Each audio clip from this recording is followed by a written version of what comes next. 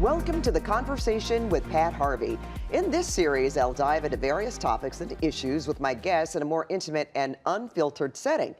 And my guest today is a TV personality, podcaster, philanthropist, professor, paddleboarder, more importantly, my dear friend, Dorothy Lucey. Dorothy, thanks so much for coming today. You know, I worked at CBS even before you. Yes, you did. Which is crazy to think of. Okay, we're going to get into all that. Yeah. But I want to go even way before then. I want to start from the beginning. Tell me where you grew up.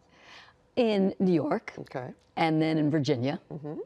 And my dad, I think you know this, was the chief of police in the town that I grew up in, yeah. Which is just really uncomfortable for a middle schooler. But and you were named after your mother, mm-hmm. Dorothy Lucey. Yeah, I'm glad you got to know her. Oh, I am so glad I got to know her as well. A lovely, lovely woman, and that's obviously wore off on you for sure. So yeah, I know that, but I want our viewers to get more of a picture about who you are. You know, they fell in love with you when you were on Good Day LA, but once you left Virginia, you started your education where? At GW, George Washington in D.C., okay. Where I met this guy named David Goldstein, whom you may remember. Fairly remember. I think I've known him for over 3 decades.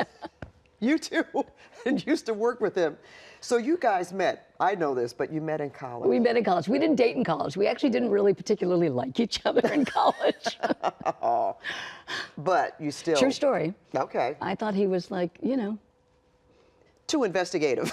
a little serious, maybe a teeny bit arrogant, and he thought I was like the cheerleader type, even though I was not a cheerleader. Oh, this is so good. I think I'm going to learn some stuff today that I didn't even know, so I'd love that. But at the time when you were at George Washington University, did you know what you wanted to do? Did you know you wanted to Well, David and I both worked at the radio station. Okay. But I really thought that I would work in politics and tried to get a job on Capitol Hill. You did? Never got one. You didn't intern there or anything? And you know what? I was a White House intern for a minute. So what was it? You didn't like it? Was it? No, I think, it's funny, you mentioned I'm an adjunct professor. I just was saying this to my students day before yesterday. I think my career found me. Okay. Because I really always wanted to work on a campaign and be involved in politics and maybe be a legislative aide, and somehow I wound up on TV. That wasn't in the cards. And it wasn't just somehow. Where was your first reporting job? Scranton, Pennsylvania. Okay. And she was a reporter, folks. Mm-hmm. You did that first. Oh, yeah. Okay. How did that happen then? Did you just decide, okay, well, I don't know if this legislative stuff is going to work out? I did a job and was working first as a receptionist at an all-news radio station, and then they finally let me in the newsroom. Okay. And I was, they called me the weekend assignment editor, which meant I was just there Friday, Saturday, and Sunday nights when nobody else wanted to work. You know? And I, honest to God, didn't know what I would do if news actually broke, but I was kind of babysitting the newsroom. I was saying, not much breaking in Scranton at that time. Well, that was actually in D.C. Oh, in D.C. And, all right. And then through the grace of God and someone who I still talk to, my first news director, he just took a chance on me. Isn't that how great things start? He even said that when I did an audition for him, because we didn't have a TV station in college, so I really didn't have those skills. He sent it to a friend of his. He said, I'm thinking about hiring this girl. And the friend was like, I don't know. I wouldn't like bet my career on this one, but he hired me anyway. Wow. All right. So you started news reporting in Scranton. And where did you go from there? New York, which is crazy. What a great jump. That was. And did you go to work for WCBS in New York? Or? I did a show with Regis a million years ago. That's what I was hired for. Regis Philbin, ladies and gentlemen. How about that? I always say it's the only show Regis ever did that was not successful. Oh, Dorothy. You are so funny. But that was, so you work with Regis right out of Scranton, Pennsylvania. That's pretty good. Isn't that crazy? But you obviously, you learned from him, you know? Oh, yeah. A little bit? Yeah. He used to call me Young Lucy. That's how long ago it was. But that was at WABC in New York. Okay. And then did you work for WCBS or was that David? Mr. Goldstein. That was David. Okay. Yeah. I got that confused. And sometimes, at one point, we were both the night reporters. So sometimes we would be on the same story, which I hated because he can kick my you-know-what. I mean, he's a big J journalist. I'm just like girl with a microphone, you know? You know what? But look at what you've done. let's transition to Los Angeles. How long were you in New York working? You did the show with Regis Philbin. About 7 years. 7 years? Yeah, because I was a reporter for a while too at ABC. All right, and then you moved out to Los Angeles. Kind of on a lark. Was that because of David? I mean, did you guys come together? No, he came after. Okay, you were here before him? Briefly. All right. And you know, he was hired for KHJ? one day at Right. KHJ. And then it turned into KCAL. He never left. That's when I met David. Yeah. So it's 36 years. Yeah. And I met you too at the same time. They were dating. So he moved out here first. No, you moved out here first, and then he followed. Yeah. Were you guys dating at the time? Yeah. Okay. All right. So you were already Yeah, when I was in New York, he came back to visit his mom. He was working in Miami then as a reporter. And his mom knew that we knew each other. And his mom said to him, why don't you call that girl and ask her out on a date? See, you are so more forthcoming, David, and I know you're watching this because you know I've interviewed David before, especially when he was leaving. We didn't talk about all this. This is good stuff here. He's probably over there saying, shut up. To me, of course, not to you. Oh, yeah. Oh, well, you tell me that too. That's okay. That's my bro. But so you moved out here to Los Angeles and you worked at KCBS. Yeah. Okay. Were you reporting at the time? Feature reporter. They used to call me the dog wedding reporter. The dog wedding reporter? Well, you know, I did light features. But wow, look what that took you. Yeah. Good Day LA. You went from dog wedding reporter to the host for Good Day Los Angeles. And my goodness, for people here that remember, and even if you don't, you missed out with Steve Edwards and Jillian, of course. It was such a wonderful setting. You guys did so much. Besides doing news, I mean, at the same time, you did entertainment, or you made the news entertaining. And that's not easy to do. That's what Steve used to say. You have to make the news J-Lo. You have to make the news something people want to know more about. But you did it in a special way, Dorothy. The way you talked about current events, you just made it where people wanted to sit on the sofa with you. I love that. And I know you used to sit on your chair with your legs crossed. I love that. But people just felt close, and you presented it in a way where they'd want to listen. You know, even if you didn't care about J-Lo or any of those people that you talked about before, for some reason when you talked about it, you sort of listened, you know? Yeah, we did a lot of gossip and stupid stuff, or I did. That was more my job because I was the entertainment reporter. But it was always, for Steve, kind of a badge of honor that when things like 9/11 happened, people actually turned to us and watched us. So we kind of felt like, and I don't think I appreciated it in the moment. And Steve always said that to Jillian and I. One day you were like, you know, Dad, one day you look back on this and you'll appreciate it. But I think we were like comfort food to people. Yes, I was going to use that word, comfort food. I mean, even kids watched you. Well, none of my students. They say, my mother's heard of you, but... Well, they probably weren't, you know, they probably weren't born at the time. But I remember my daughter watching. I think you sent a picture or signed a picture or something like that, because before we got ready to go to school, she'd watch Good Day LA, because you guys were the cool kids. That's a good way to describe it. So, but you guys are the cool kids. But 17 years, that's a long time. Did you think at the time you went to Good Day LA that you would have that kind of tenure, that the show would last that long? No, David and I always laugh because the night before I started, you know, I was getting up at 3 o'clock in the morning. We were buying one of those coffee machines that you could set so that it would make coffee, you know, like 2 minutes before you woke up. The coffee was already there. And we were in line, I think it was like at the May Company, buying the coffee maker, and I started to cry. I'm like, I don't know. Oh, because of the time. It's like, I'm not a morning person, but it worked out okay. Yeah, it certainly did. I ask everybody this that's been in the business for a while. Do you have some favorite moments or really fond memories of that time? So many. And you know what's really crazy, of all the actors and musicians and authors, I always love to interview authors. On my very last show, the guest was Colin Powell, and it kind of took me back, you know, to what I had wanted to do, you know, my political roots. What bigger name than Colin Powell at the time, especially after 9/11. Well, see? So you use your skills in both ways. And you know what? He knew that was my last day because I guess everybody knew. And he even said on the air, "Why are you guys getting rid of this girl? She's good." I know. I was so honored. Did we talk about that? Maybe. That's a heck of a story. Yeah. May he rest in peace. Yeah. Well, you know, we're talking about what you tell your students. I just want to say that I've watched you conduct a class. Dorothy is an adjunct professor at Chapman University. Pat has been an excellent guest speaker. Well, thank you for that. But you know, I found that your students were so engaging.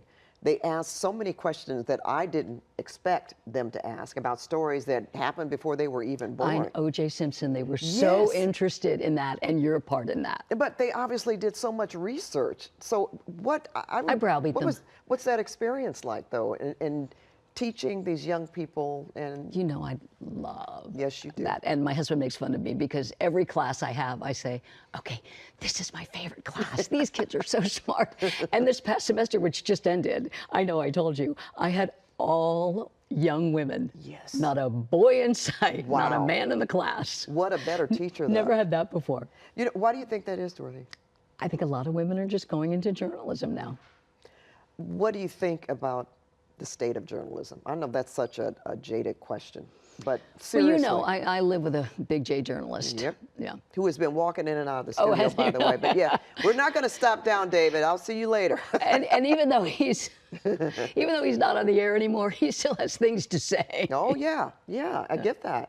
I think investigative reporting is kind of important right now. Right. And he came and spoke to my class, and he scared the heck out of my students because everything they said, he's like, okay, you're going to get sued. They're like, what? But they learned a lot from him. From him? Yeah. What do you want your students to get out of your class? I always say to them, I'm here for this semester to hopefully teach you something, but I am here after that to launch you. That's why I already bugged you about one of my students, because I like to... I like to help them get internships, get jobs. I mean, I really feel like the responsibility goes beyond the classroom. Yeah, well, there's no question about that. And talk about responsibility going beyond the classroom. I want to talk about your work as a philanthropist. And the first thing I'm going to mention, of course, is mending kids. Yeah, which you have been a supporter of for many years. But you're still involved. Yeah. Tell us about some of your missions all over the world. Gosh, I've been to Ethiopia twice, Cambodia, Panama, Peru. I took Nash to Peru with me. I took my son on a mission to Peru, and afterwards he said, "This was the best vacation." I'm like, "It wasn't a vacation, but I love that you thought that," because he just really enjoyed it. Because I know how you lived in some of your missions. Oh yeah, like missionaries. Oh yeah, in Panama we slept outside in hammocks. Wow. Yeah. What an experience! And not only did you take it to another level, I would say, but I remember a young lady named Sandra who stayed with you. She came from, was it El Salvador? El Salvador. She stayed with you and David for a while. Yeah. I mean, that is really talking about champions of a message saying, yeah, we're really sincere and believe in what we're doing. We want to help people. Well, I wasn't working at the moment, and I got a call from Mending Kids, and they said, we have the cutest Mending kid, and she's coming to this country. and, I don't know if I ever told you this. So I said, yes. And then I was like, oh, I should ask my family. And they said, yes, because she was with us for 4 months while recovering from 2 different surgeries. And that night, driving to the airport, it was around midnight, I was going to pick her up. I started having anxiety, second thoughts. Is this crazy? This is a little girl. She doesn't speak English. She's never been in a car before. Wow. She'd never, and they sent her to Los Angeles. Is that crazy? All places. She'd never been out of her village. She's coming here, strangers, to have surgery. I'm not a nurse. My Spanish isn't good. So I just had a conversation with God, and I said, is this the right thing? And I swear to you, I'm driving on PCH, so the ocean is right there. Fireworks. Wasn't 4th of July. Light up the sky. And I said, okay, thank you, God. And then 5 minutes later, my tire blew, and I was like, mixed messages. So the first place... That was a firework? No. The first place I ever took Sandra was a gas station. Oh, I was trying to explain to her in my bad Spanish what we were doing. It worked out beautifully. I remember meeting her, and I know you are still involved. You stay in touch with her. Yeah, for years, we lost contact. And so now to know where, and now she has internet, she's married, she has 2 kids, she just had another baby. So to know, because for years, I didn't even know if she was alive. And now to know that she is healthy and happy and a mommy and thriving. And now that she has internet, I get pictures all the time. See, that's wonderful. You had so much to do with that, Dorothy, seriously. You just know, we 4 got months together, of her life, but still, she came back. Yeah. We also were involved in some good news. We had the Good News Foundation. Yeah, we started a charity together. Where we did a lot of work for people. And it was such a joy working with you. And that was part of, that's what we wanted to do. We wanted to help nonprofits or people that didn't necessarily get the attention that some of the other larger organizations. Yeah, small nonprofits in LA is what we focused on. And we did a lot of good work. There's no question about that. And of course, through all that time, somewhere in that time, you had a son that most of your viewers watched grow up on television. I know. That was the sweetest thing, Nash, who is now married. Isn't that crazy? Yes, I have a daughter-in-law.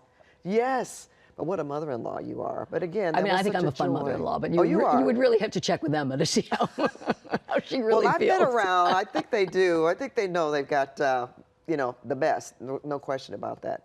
But that was such a joy to watch, you know. And you know, I talked about him on TV all the time. But Because, you know, morning show, you that's what your chat about viewers- yourself and your family. Yes, and but they wanted to hear and they wanted to see that. So you did it. I think my coworkers got a little sick of it, but, you know. That's okay. You did it gracefully. You know, let's talk about the present. You are doing something so wonderful, and you just mentioned a little bit about God speaking to you. You started a podcast called Chasing Faith.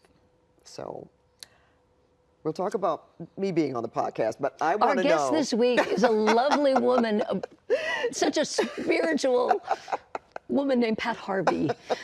But you know, you and Jason Ball got together. How did it come about? It's so funny. So Jason was the news director forever at Channel 5, and I was at Channel 11. And he used to work here. You guys Remember, worked he was together. executive producer Yeah. here? Yes.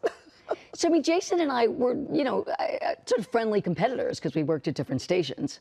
I mean, I was on the air and he was literally in charge of everything. But he has another podcast. I always say he cheats on me. He has 2 podcasts. One called Life After News, which you will never do because they're never letting you leave. Oh, Dorothy. Dorothy. Los Angeles is never letting you leave. And so since I am no longer in news, I was a guest on Jason's podcast. And afterwards he said to me, have you ever thought about doing a podcast about faith? And I thought, why hadn't I thought about this? I thought that was your idea. It's Jason's. And you know what? I feel like sometimes God does talk to us, maybe through other people. But I think with Jason, that was like, because he said he felt compelled to do it. And you know what? This is something, Jason and I never talked about faith. Jason and I never talked about faith. Who knew? Yeah. I mean, you and I, we talked about our spirituality and, of course, going to church and that kind of thing. But I think one of the questions you asked me was how comfortable you feel about talking about that. You know, there was a time when, I don't want to use the word forbidden, but it's sort of, you weren't supposed to talk about having faith. I don't understand exactly why, because I've always felt that you can, you know, you can accept people of different faiths. Isn't that part of the fabric that ties people together? Of course. So, because if you don't, that's what sort of tears people apart. And, you know, being a Christian, Jesus' only rule, love one another. I mean, that, you know. But that's something that I don't think you felt that comfortable talking about that before. No, Steve Edwards, who you mentioned, my former co-host, and we always call him Grandpa Steve. Steve used to call me church lady because I did go to church. Yes. But he was always being a little sarcastic because, yes, I went to church, but I gossiped for a living on TV, basically got paid to do that. You know, in my car occasionally we'll have a foul mouth. I was not what you... Don't ever ride my bumper. I was not, you know, sort of the perfect Christian, and I obviously still am not. I'm evolving, but it's why we called it Chasing Faith. Because Oh, I like I, that. for one, am not quite there yet. I can't believe that. Well, you're Getting pretty closer. I was going to say, come on. And sometimes do you feel you could be a little hard on yourself? And maybe that's what believing in Christianity is about. You sort of, you know. Well, I was raised Catholic, so there is some guilt there. But I did I was feel Episcopalian too for a time. like when I was on Good Day LA, I had a platform, and I wish I had done more good with it. So now I'm, But you know smaller what? platform, but maybe more good. Yeah, but all of the philanthropic work that you did, that was for good. And you did that while you were on television. You help people, and that's having faith. So what do you want people to get from your podcast, Chasing Faith? You know, what's funny is we're journalists. I mean, Jason is, the big J journalist, and then there's me. But I think we do want to go deep, but we also want it to be light. Okay. I can't, I could never be involved with something that didn't, not that I'm Didn't hilarious, have but some didn't have fun. some humor. Of course, Yeah, and some of course, fun. right. Yeah. So I think we want to have deep conversations and hopefully people get something out of it. But it's also, I think it's got to be fun or why. Yeah. So you get something out of it as well. Yeah. What do you get out of it? Jason said last week that he feels lighter Oh, okay. after everyone. I think I'm learning. I feel like I'm learning and hopefully evolving. Well, the years that I've known you just in talks, to me, you were the perfect person Oh my God. to talk about. I That's do. how I think about you. No, really? It is how I think about you, by the way. Oh, but Dorothy, you feel so much for people. You always lend a helping hand. You want people to do well. She's talking about herself. Oh, listen. No, that's the truth. So for people, first of all, let's tell us where they can tune in. Anywhere podcasts are sold, or Okay. whatever you're supposed to say. Look for Chasing Like, subscribe. And I know we have that graphic, so we're going to show. Oh, thank we're you. Going to show that. It's a baby podcast. It's a new thing. I'm not going to say surprised, but I'm thinking something that you could have done long ago, especially with all your missionary work. Talk about doing good and giving of yourself to other people, which is part of what you talk about on Chasing Faith as well. Yeah. So, okay, I don't know. We always talk about changing the world, remember? We have our little conversations. Oh, yeah. Maybe this is a start, a very good start to reach even more people. You know what, I always used to say this to my son every time he left the house and he would roll his eyes. I would say, go save the world. And I say that to my students too. But I mean, in little ways, with kindness, with your storytelling, with I love that. You said with your love for kindness. one another. Absolutely. So this is what you're doing right now. Do we think what's in the future, or do you love, this is on the horizon for you? Want to continue? Oh, yeah. Okay. We'll have you back on. All right. I'd love to come back on. And you'll still be teaching. Yes, I'm teaching in January. All right. There you go. On-camera performance. I think Pat might have to be a guest speaker, actually. I love talking to your students. And I think we talked about a young lady that you have a special fondness for that could probably fit in over here. So. Hey, I'll shove some of my students your way. I Okay. always did that to David when he had interns. Well, I just Dorothy- had suggestions for him. Well, yeah, we like that. I don't know how to thank you. It's been so much fun. And in all the years we've known each other, just to really converse like this, I don't think we've done that. We've had conversations, of course, and generally is what we're going to do, Yeah. how we're going to go about, carrying out our own missions. Yeah. But to have this conversation and our viewers to get to know you even better, it's been I am great. honored to sit with you, my friend. Oh, and you, anytime. And I still have the rocking chair that she gave me when I had NASH now 28 years ago. And you still have that rocking Still have chair. the rocking chair. It's for the grandchildren. I love that. Someday. I have grand dogs. I don't know if they're going to enjoy the rocking as much, but I'll read to them in that chair. And what a reader you'll be. All right, thank you so much, Dorothy. And thank you for watching The Conversation with Pat Harvey. Make sure to check our YouTube page for future episodes.